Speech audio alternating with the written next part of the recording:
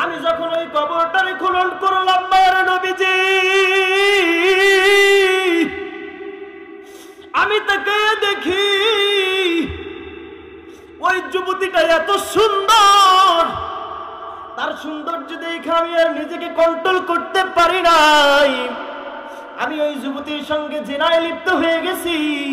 ইয়া রাসূলুল্লাহ, ইয়া হাবিবাল্লাহ, আমি যখন তার গায়ের থেকে জিনা কইরা গায়ের থেকে কাফনটারে উঠাইয়া আমি চলে আসব, ওই সময় গায়েবী আওয়াজ ডাক দিয়া বলে, যুবক রে, আমার পরিবার আমাকে শেষ গোসল দিয়া কত সুন্দরভাবে আমাকে পবিত্র বানায়া এই কবরের মধ্যে রেখে গিয়েছে।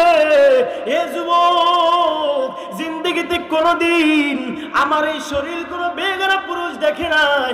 আমি মৃত্যুর পরেও তোর কাছে হেফাজত হইতে পারলাম না।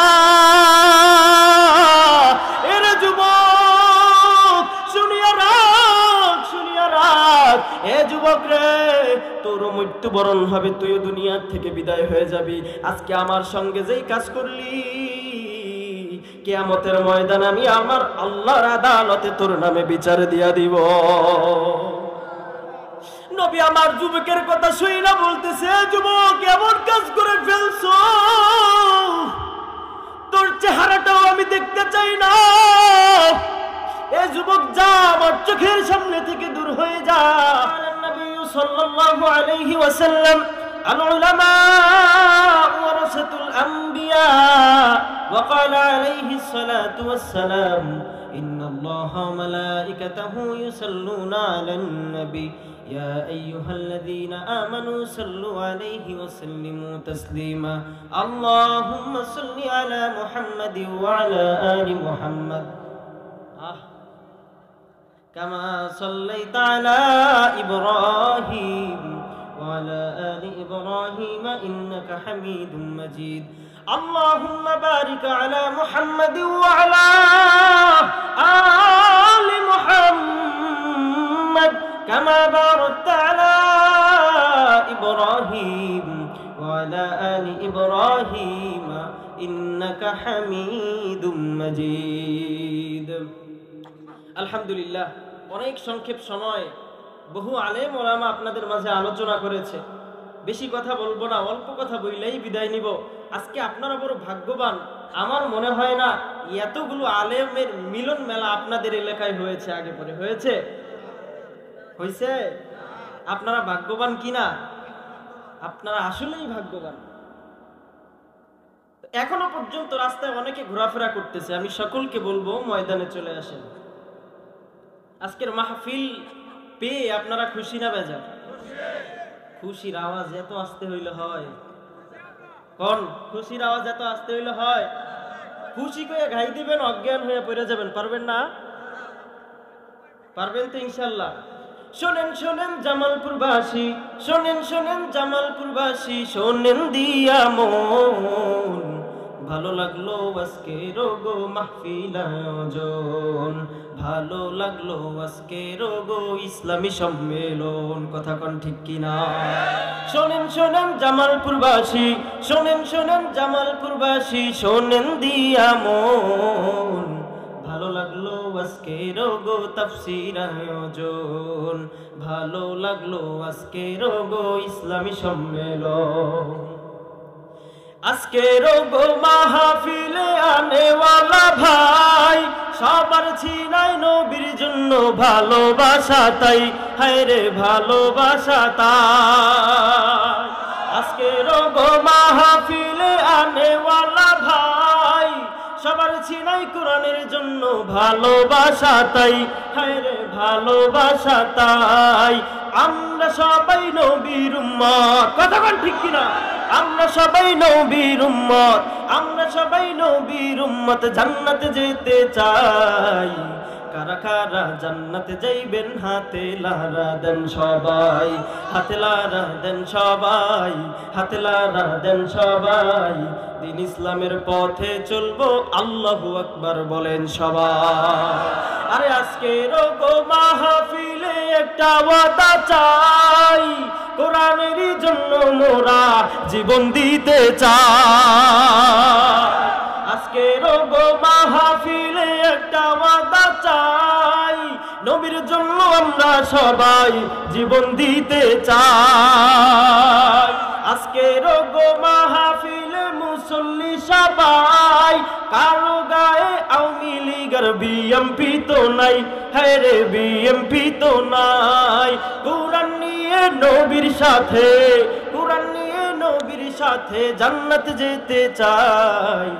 কারা কারা জান্নাতে যাইবেন হাতে লারা দেন সবাই, দিন ইসলামের পথে চলবো একটু আস্তে আল্লাহু আকবার বলেন সবাই। ময়দান একটু গরম হয়েছে নাকি? কথা বলতে হবে, আমিও বলবো আপনারাও বলবেন, রাজি আছেন ইনশাআল্লাহ? সম্মানিত হাজিরিন, মুসলমান বন্ধুগণ, গভীর মনোযোগ। আল্লাহ তাআলা রব্বুল আলামিন আপনাকে আমাকে দুনিয়ার মধ্যে পাঠিয়েছে।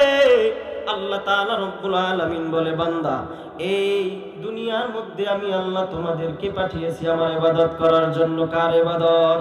আল্লাহ তাআলা বলে, ওমা খালাকতুল জিন্না ওয়াল ইনসা ইল্লা লিয়াবুদুন।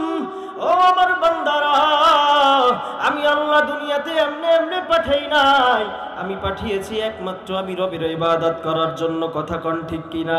কার ইবাদত করতে হবে? আর একটু আস্তে বলেন, কার ইবাদত করা যাবে না মুসলমান? আল্লাহ তাআলা বলেছে, বান্দা আমি আল্লাহ তোমাকে দুনিয়ার মধ্যে পাঠিয়েছি এমনি এমনি না, আমি আল্লাহ পাঠিয়েছি একমাত্র আমি রবের গোলামি করার জন্য। কথা কোন ঠিক কিনা?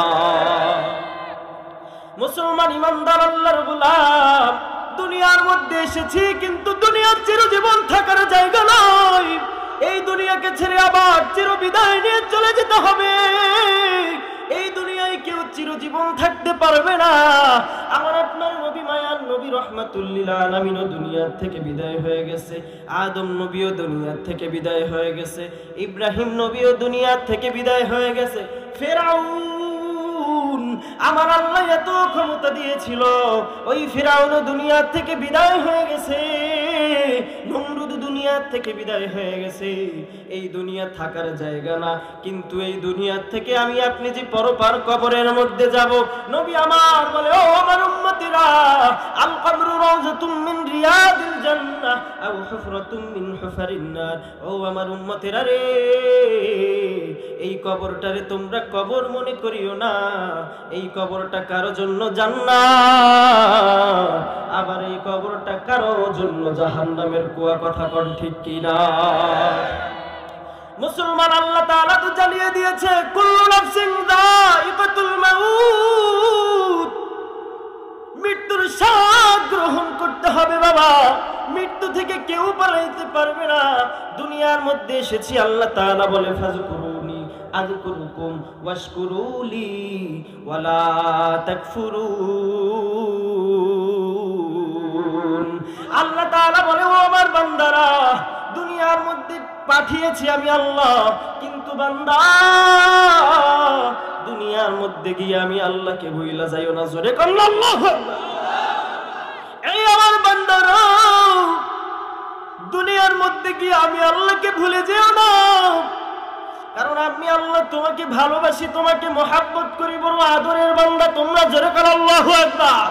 এই আমার বান্দারা, আমি আল্লাহকে স্মরণ করো, আমি আল্লাহ তোমাকে স্মরণ করব। জোরে কোন আল্লাহু আকবার। কেমন মজার কথা আমার মালিক জানায়া দেয়, ও আমার বান্দারা, তুমি আমাকে স্মরণ করো, আমি আল্লাহ তোমাকে স্মরণ করব। ইয়া আইয়ুহাল্লাযীনা আমানুস্তাঈনু বিস-সাবরি ওয়াস-সালাহ। দুইটা জিনিসের মাধ্যমে আমার কাছে সাহায্য চাও। দুইটা জিনিস, এক নাম্বার হইল ধৈর্য, দুই নাম্বার হইল নামাজ। ইন্নাল্লাহা মা'আস-সাবিরিন। আমি আল্লাহ নিশ্চয়ই ধৈর্যশীলদের সাথে আছি। জোরে কন্না সুবহানাল্লাহ। মুসলমান ইমানদার আল্লাহর গোলাম, আল্লাহ যেহেতু বলেছে, বান্দা আমাকে স্মরণ করো, আমি আল্লাহ তোমাকে স্মরণ করব। দুনিয়ার মধ্যে আমি আপনি এসেছি, সামান্য ভুল হইতে পারে, এই দুনিয়া থেকে আপনার আমার বিদায় হয়ে যেতে হবে। কথা কোন ঠিক কিনা? দুনিয়ায় যেহেতু থাকতেই পারবো না, কত গুনাহ করে ফেলেছি, গোপনেও করেছি, প্রকাশেও করেছি, আল্লাহ সব কিছু দেখে। আল্লাহ বলে, বান্দারি কোন সময় কোন কাজটা করো, আমি আল্লাহ সর্ব অবস্থায় তোমার দিকে বান্দা আমি তাকায় আছি। গুনাহ করেছি, তওবা করতে হবে, কারণ তওবা যদি না করে কবরে যাই, ওই কবরটা হয়ে যাবে জাহান্নামের আগুন, ওই কবরটা হয়ে যাবে জাহান্নামের কুয়া। আলেম ওলামারা বয়ান করে, কিন্তু আপনার আমার চোখের মধ্যে পানি নাই। এ বাবা, দুনিয়ার ঘরে যদি আগুন লেগে যায়, ফায়ার সার্ভিসকে ফোন কইরা বলে, ও ফায়ার সার্ভিস আসো, আমার ঘরটা পুড়িয়া যাইতেছে, আগুন পানি দিয়া নিভাইয়া দাও। কথা কোন ঠিক কিনা? কিন্তু আসল বাড়ি, আসল ঘর ওই কবর, 3.5 হাত কবর। এই কবরটাতে যে তোমার আমার গুনার কারণে দাও দাও দাও দাও কইরা আগুন জ্বলতেছে মুসলমান, এই কবরের আগুন যদি নিভাইতে হয়, এই কবরের আগুন যদি নিভাইতে চাও, এই চোখের পানি ছাড়া আর কিন্তু কোনো গতি নাই। কথা কোন ঠিক কিনা? চোখের পানি যদি ফেলাইতেই পারো, আমার আল্লাহ এই চোখের পানির উসিলায় জিন্দেগীর সব গুনাহগুলো মাফ কইরা দিতে পারে। কথা কোন ঠিক কিনা? আমিরুল মুমিনিন ওমর রাদিয়াল্লাহু তাআলা আনহু রাস্তা দিয়া হাইটা মায়ার নবীর দরবারে মসজিদে নববীর কাছে যাবে, এমত অবস্থায় দেখতেছে একজন যুবক রাস্তার পাশে বইয়া কান্দে। এমন কান্দা কান্দে আমিরুল মুমিনিন ওমর রাদিয়াল্লাহু তাআলা আনহু ওই যুবককে ডাক দিয়া বলে, যুবক কেন তুমি এত কাঁদো? ও যুবক, তোমার কি হয়েছে? আমিরুল মুমিনিন ওমর রাদিয়াল্লাহু তাআলা আনহু যুবকের কাছে প্রশ্ন করে। যুবক ডাক দিয়া বলে, ও আমিরুল মুমিনিন, আমি এমন গুনাহ করে ফেলেছি, আমার আল্লাহ মনে হয় আমাকে জিন্দেগিতে কোনোদিন মাফ করবে না। আমিরুল মুমিনিন ওমর রাদিয়াল্লাহু তাআলা আনহু ওই যুবকের কান্না দেখা চোখের পানি রাখতে পারে না। এ বাবা গো, এমনও তো হয় মাঝের মধ্যে কিছু মানুষের কান্না দেখা নিজের কান্নাও ধরা যায় না। কথা কোন ঠিক কিনা? ওই যুবকের কান্না দেখা আমিরুল মুমিনিন ওমর রাদিয়াল্লাহু তাআলা আনহু যুবককে ডাক দিয়া বলে, যুবক রে, আর কাঁদিস না, কাঁদিস না। যুবক বলে, ডাক দিয়া বলে, আমিরুল মুমিনিন, আমি এত গুনাহ করেছি, কান্না ছাড়া কোনো উপায় নাই, কারণ আমার গুনাহ আমার আল্লাহ মাফ করবে না। আমিরুল মুমিনিন যুবকের কান্না দেখা চলে গেল নবীজির দরবারে। চক্ষু মুছতে মুছতে মুছতে মুছতে নবীজির দরজায় হাজির হয়ে গেছে। নবী আমার ডাক দিয়া বলে, মায়ার নবী রাহমাতুল্লিল আলামিন ডাক দিয়া বলে, আমার তুমি আমার দরবারে এসেছো, কিন্তু তুমি কেন চোখের পানি ঝরাইতেছো? আমিরুল মুমিনিন ওমর রাদিয়াল্লাহু তাআলা আনহু ডাক দিয়া বলে, নবী গো, আমি রাস্তা থেকে যখন আপনার দরবারে আসতেছিলাম, আমি তো খেয়াল কইরা দেখলাম একজন আল্লাহর যুবক, আপনার একজন উম্মত রাস্তার পাশে দাঁড়াইয়া গুনার জন্য কাঁদে কাঁদে চোখের পানি ঝরাইয়া। যুবক, এ বৃদ্ধ বাবা, এ পর্দারের মা, গুনাহ যদি মাফ করাইতে হয় চোখের পানি ছাড়া কিন্তু কোনো গতি নাই। ওই যুবক কাঁদে। ওগো নবীজি, আমি ওই যুবকের কান্না দেখা নিজের চোখের পানিও রাখতে পারি নাই, আমি ওই যুবকের কান্না দেখা আমি ওমর কেঁদে দিয়েছি। নবী আমার ডাক দিয়ে আবার, ওমর তুমি কে বলো? আমার উম্মত জাহান্নামে যাবে গুনার কারণে, আমি নবী সহ্য করতে পারবো না। ওমর তুমি গিয়ে নিয়ে আসো, আমার ওই উম্মতকে আমার দরবারে নিয়ে আসো। এবার ওমর রাদিয়াল্লাহু তাআলা আনহু যুবকের কাছে চলে গেলেন। দৌড়াইয়া গিয়া বলে, যুবক, হে যুবক, আমার নবী মায়ার নবী রাহমাতুল্লিল আলামিন তোমাকে তার দরবারে ডেকেছে। ওই যুবক নবীজির দরবারে গিয়া কাঁদে আর চোখের পানি ঝরায়। নবী আমার ডাক দিয়ে বলে, যুবক রে, কেন তুমি কাঁদো? কেন তুমি চোখের পানি ঝরাও? যুবক ডাক দিয়ে বলে ইয়া রাসূলুল্লাহ ইয়া হাবিবাল্লাহ, আমি চোখের পানি ঝরাই কারণ হইল আমি এমন বড় একজন গুনাহগার, আমার চোখের পানি আল্লাহ মনে হয় জিন্দেগিতে কোনোদিন মাফ করবে না, আমার গুনাহ মনে হয় আমার আল্লাহ জিন্দেগিতে কোনোদিন মাফ করবে না। মায়ার নবী রাহমাতুল লিল আলামিন যুবককে ডাক দিয়ে বলে, যুবক রে, আমার আল্লাহর আরশের চাইতেও কি তোমার গুনাহ বড়?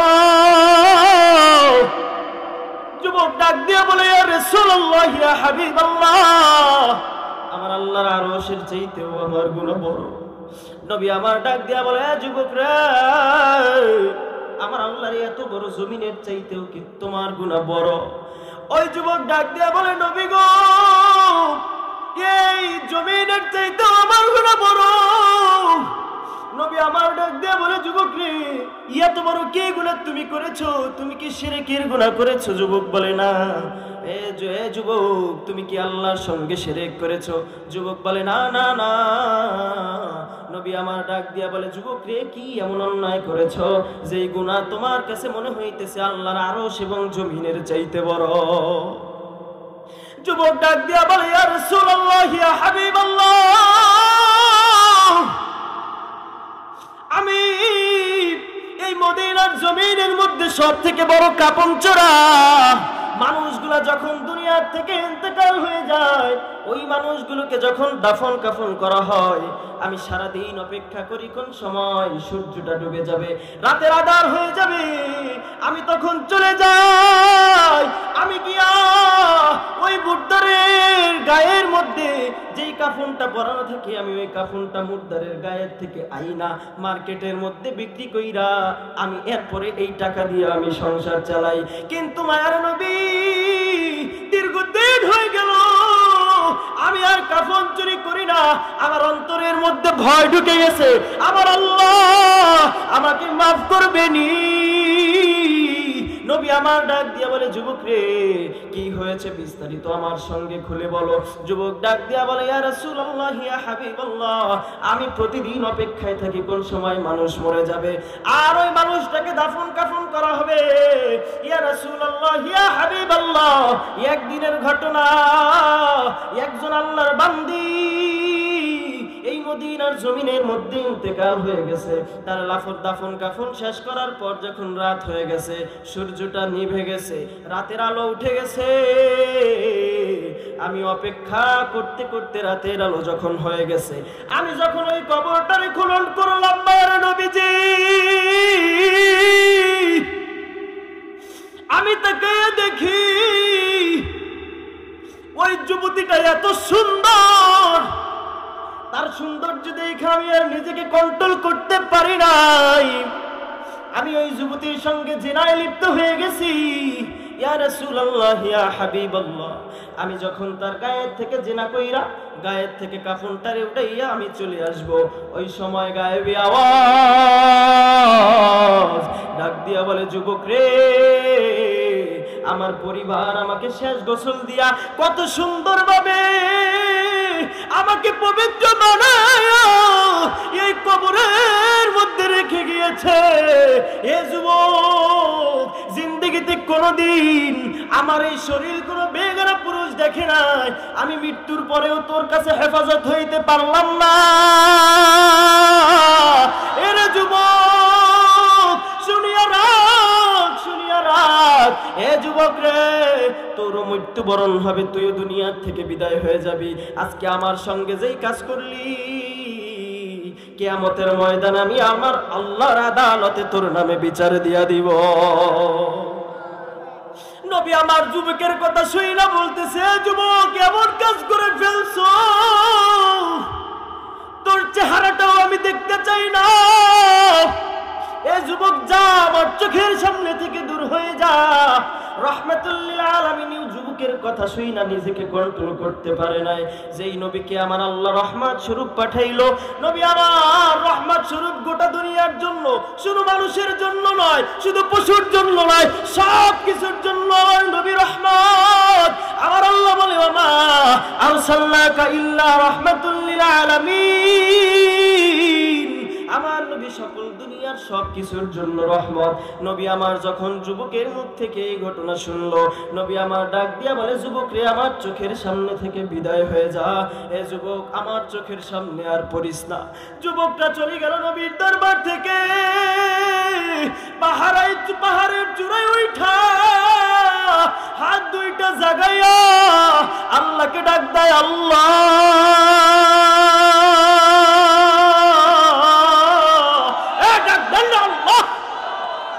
একটু মায়া লাগাইয়া ডাক দেন না আল্লাহ। ওই যুবক ডাক দিয়া বলে, আল্লাহ রে, সাহাবায়ে কেরামরাও আমাকে ঠাই দিল না, রহমাতুল লিল আলামিনের কাছে গেছি, ঠাই দিল না। ওগো আল্লাহ, তুমি তো আমার গুনার খবর জানো, তুমি তো আমার এত আদর কইরা বানাইলা, এত গুনাহ করলাম, আমার উপরে কোনো গজব দিলা না। ওগো মালিক, তুমি কি আমারে মাফ করবা না? পাহাড়ের চূড়ায় যুবক গিয়া 40 দিন পর্যন্ত কাঁদছে। জিবরাইল আমিন নবীজির দরবারে হাজির হয়ে গেছে, জানায়া দেয়, নবী গো, ও মায়ার নবী, যেই যুবক আপনার দরবারে এসেছিল গো, ওই যুবকের কান্না আমার মালিকের দরবারে কবুল হয়ে গেছে। বলতেছে, ও নবীজি, আল্লাহ আপনার কাছে দুইটা জিনিস প্রশ্ন করেছে। এক নম্বরের প্রশ্ন, আমার আল্লাহর রহমতের চাইতে কি, আমার আল্লাহর রহমতের চাইতে কি ওই যুবকের গুনাহ বড়? নবী আমার বলে, না না, আমার আল্লাহর রহমত বড়। আবার ওই যুবক ডাক দিয়া বলতেছে, আর জিবরাইল ডাক দিয়া বলতেছে, নবীজি, আমার আল্লাহ যে আদর করে বান্দা বান্দিরে বানাইলো, কত মায়া কত দরদ, তার চাইতে কি ওই গুনাহ, ওই যুবকের গুনাহ বেশি বড়? নবী আমার ডাক দিয়া বলে, না না। জিবরাইল বলে, নবী গো, ওই যুবক এত পরিমাণ কাঁদছে, আমার আল্লাহ খুশি হইয়া ওই যুবকের জীবনের সব গুনাহগুলো মাফ কইরা দিছে। এ কারো দিকে কোনো নজর নাই বাবা, চক্ষু দুইটা বন্ধ করেন, মাথাটা নিচের দিকে ঝুঁকাইয়া দেন, আর চিন্তা কইরা দেখেন কত গুনাহ আপনি আমি জীবনে করেছি। এই মুহূর্তে যদি বিদায় হয়ে চলে যায়, আর ওই কবরের মধ্যে আপনার আমার লাশটা যদি রেখে আসে, ওই কবরটা যদি জাহান্নামের টুকরা হয়ে যায়, এই মুসলমান চিন্তা কইরা দেখেন আপনার আমার উপায় কি হবে।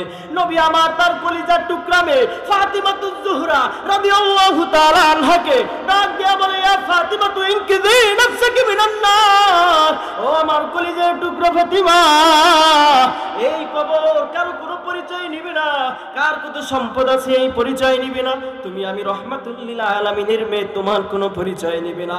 ওই কবর শুধুমাত্র দেখবে কার নেক আমল কতটুকু, কার বদ আমল কতটুকু। গুনাহ নিয়ে যদি কেউ কবরের মধ্যে যায়, কবরের দুই পাশের মাটির চাপ ওই বান্দা নবী আমার এক হাতের আঙ্গুলি আর এক হাতের আঙ্গুলির মধ্যে ঢুকায় বলে, এক পাজরের হাড্ডিগুলো আরেক পাজরের মধ্যে করমর করমর কইরা ঢুইকা যাইবে। এ বাবাজি, এখনো কি চোখ থেকে একটা ফোঁটা পানি বাহির হয় না? দেখেন তো, একটা ফোঁটা পানি চোখ থেকে আপনি আমি বাহির করতে পারিনি। গুনাহ করতে করতে জিন্দেগি শেষ, দুনিয়ার পিছে দৌড়াইতে দৌড়াইতে জিন্দেগি শেষ হয়ে গেছে। এ জামালপুরের মুসলমানে যুবকে পর্দার মা, দেখেন একটা ফোঁটা চোখের পানি একটু বের হয়নি। নবী আমার বলে, উম্মতিরা রে, কান্না করো, কান দিয়ে কবরে আসো, কারণ ওই কবরের জাহান্নামের আগুন চোখের পানি ছাড়া নিবানো সম্ভব না। কথা কোন ঠিক কি না? এ রশিদ আহমদ গঙ্গুহি রহমাতুল্লাহি আলাইহি এই কবরের ভয়ে কাঁদতে কাঁদতে দুনিয়ায় বসে অন্ধ হয়ে গেছে। আলেম মুরিদরা ডাক দিয়ে বলে, আপনি যে দুনিয়ায় বসে এত কাঁদছেন, আপনি কি সচোখে কোনোদিন জাহান্নামের আগুন কবরের আযাব দেখছেননি?